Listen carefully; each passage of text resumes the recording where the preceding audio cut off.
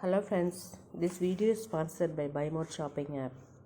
கவியரசு Kannadasan June மாதம் 1927 24 நாள் பிறந்தார். கண்ணதாசன் புகழ்பெற்ற திரைப்பட பாடலாசிரியரும் கவிஞரும் ஆவார்.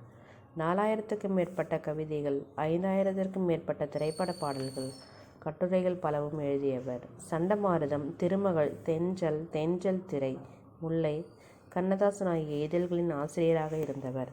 தமிழக அரசரின் அரசவை கவிஞராகவும் இருந்தவர்.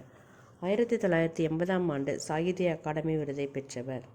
கண்ணதாசனின் இயற்பெயர் முத்தையா. இவர் தமிழ்நாட்டில் உள்ள காரைக்குடி அருகே சிறுகூடல்பட்டு என்ற ஊரில் பிறந்தார். இந்து மதத்தில் நாட்டுக்கோட்டை நகரத்தார் மரபில் சாத்தப்ப செட்டியார், விசாலாட்சி ஆட்சி ஆகியோருக்கு 8வது மகனாக பிறந்தார். இவருடன் உடன் பிறந்தவர் 10 பேர். சிறு வயதில் இவரை சிகப்பாச்சி என்பவர் 7000 ரூபாய்க்கு தத்து எடுத்து கொண்டார். அவர்களுடைய வீட்டில் நாராயணன் என்ற பெயரில் வளர்ந்தார். ஆரம்ப கல்வியை சிறுகூடல்பட்டியிலும் அமராவதி புது உயர்நிலைப் பள்ளியில் 8ஆம் வகுப்பு வரையும் படித்தார். 1943 திருவொற்றியூர் ஏஜாக்ஸ் நிறுவனத்தில் பணியில் சேர்ந்தார். பத்திரிகைக்காக தனது பெயரை கண்ணதாசன் என்று வைத்து கொண்டார். கண்ணதாசனுக்கு பொன்னழகி ஆச்சி என்பவரோடு 1950 பிப்ரவரி மாதம் 9ஆம் நாள் காரைக்குடியில் திருமணம் நடைபெற்றது.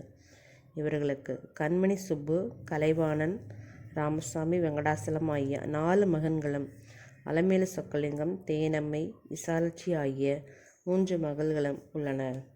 கண்ணதாசன் பார்வதி என்பவரை 1951 நவம்பர் 11ஆம் நாள் 2ஆம் திருமணம் செய்து கொண்டார்.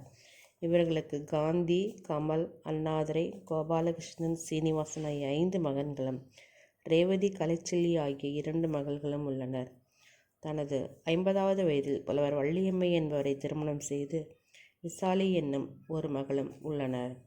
கம்பரின் செய்யுளிலும் பாரதியாரின் பாடலிலும் மிகுந்த ஈடுபாடு கொண்டவர் கவிஞர் கண்ணதாசன். அண்ணாவின் திராவிட முன்னேற்றக் கழகத்தில் இருந்த கண்ணதாசன் 1961 ஏப்ரல் 9 கருத்து வேறுபாட்டால் அக்கட்சியில் இருந்து வெளியேறினார்.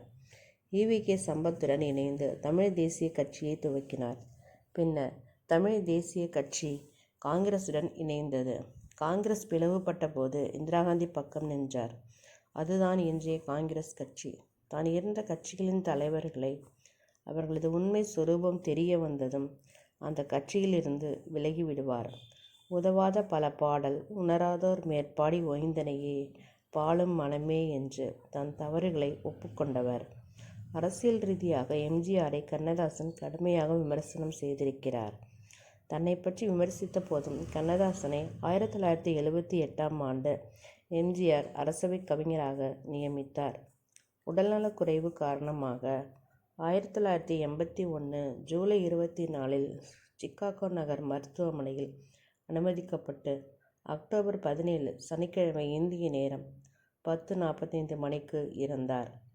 அக்டோபர் 20 அமெரிக்காவில் இருந்து அவரது சடலம் சென்னைக்கு கொண்டு வரப்பட்டு லட்சக்கணக்கான மக்களின் இறுதி அஞ்சலிக்கு பிறகு அரசு மரியாதையுடன் அக்டோபர் 22 எரியூட்டப்பட்டது.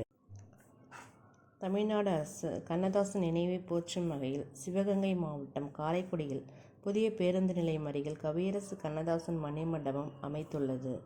84 லட்சம் ரூபாய் மதிப்பீட்டில் கட்டப்பட்ட மணிமண்டபம் 1981 அப்போதைய முதல்வர் எம்.ஜி.ஆர் அவர்களால் அறிவிக்கப்பட்டு 1990 முதல்வர் கலைஞர் அவர்களால் அடிக்கல் நாட்டப்பட்டு 1992 முதல்வர் செல்வி ஜெயலலிதா அவர்களால் திறந்து வைக்கப்பட்டது. 2 தளங்களை கொண்ட இம்மணிமண்டபத்தில் கவியரசு கண்ணதாசனின் மார்பளவு சிலை அமைக்கப்பட்டுள்ளது. மேல்தளத்தில் அரங்கமும் கீழ்த்தளத்தில் 2400 நூல்களுடன் ஒரு நூலகமும் இயங்கி வருகிறது. அவரது வாழ்க்கை வரலாறு தொடர்பான புகைப்படங்கள் கண்காட்சியாக வைக்கப்பட்டுள்ளது. இவர் எழுதிய குறிப்பிடத்தக்க படைப்புகள் அர்த்தமுள்ள இந்து மதம், இயேசு காவியம் போன்றவையாகும். சேரமான் காதலி என்ற படைப்பிற்காக சாகித்ய அகாடமி விருதை 1980 இவர் பெற்றார். திரைத்துறையிலும் இவரது பங்களிப்பு அளவிடற்கரியதாகும். Thank you friends.